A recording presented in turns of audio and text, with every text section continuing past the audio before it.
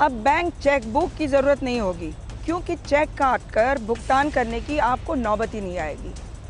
नहीं ज़रूरी होगी बैंक की पासबुक कि आपको पैसे का हिसाब किताब रखने में सुविधा होगी, वैसी नौबत ही नहीं आएगी।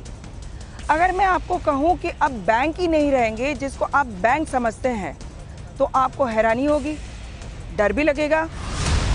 कल्पना कीजिए बैंकिंग सर्विस के समानांतर एक नई व्यवस्था आ जाए, जिसमें ना तो वकील की जरूरत, ना ही अकाउंटेंट की, ना बैंकर्स की, ना इमिग्रेशन अधिकारियों की, ना ही सरकारी अधिकारियों की, और देश में ट्रांजैक्शन जारी रहे।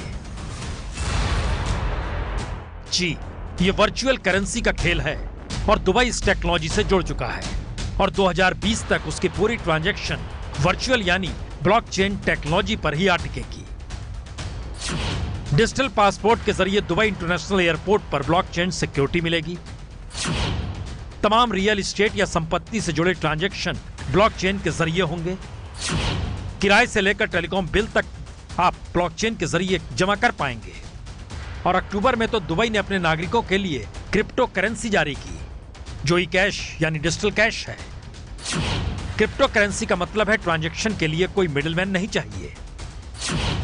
माइक्रोसॉफ्ट, आईबीएस, सिस्को और क्रिप्को सरीखे 46 कंपनियां ब्लॉकचेन टेक्नोलॉजी से जुड़ चुकी हैं।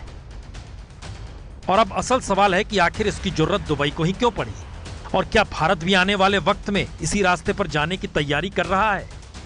दुबई का कहना है उसने तकरीबन 1 करोड़ दस्तावेजों को ब्लॉकचेन टेक्नोलॉजी में डाल दिया है, जिससे दुबई ने 2.5 करोड़ लोगों के काम के घंटे बचा लिए और $1.5 मिलियन टैक्स भी बचा लिया।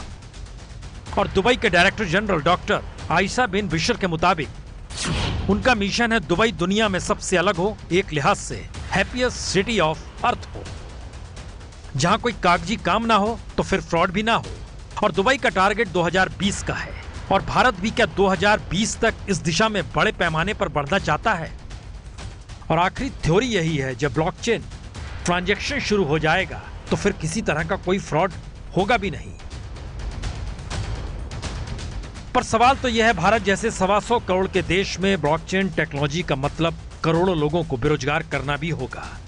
तो क्या भारत इस दिशा में बढ़ेगा? हो सकता है, क्योंकि जिस रास्ते मोदी सरकार निकली है उसमें हर पैसे पर निगाह सरकार रखना चाहती है, डिजिटल भारत बनाना चाहती है, फ्रॉड से भारत परेशान है। तो ऐसे में रास्ता यही बचता है जिसे दुनिया अपना रही है।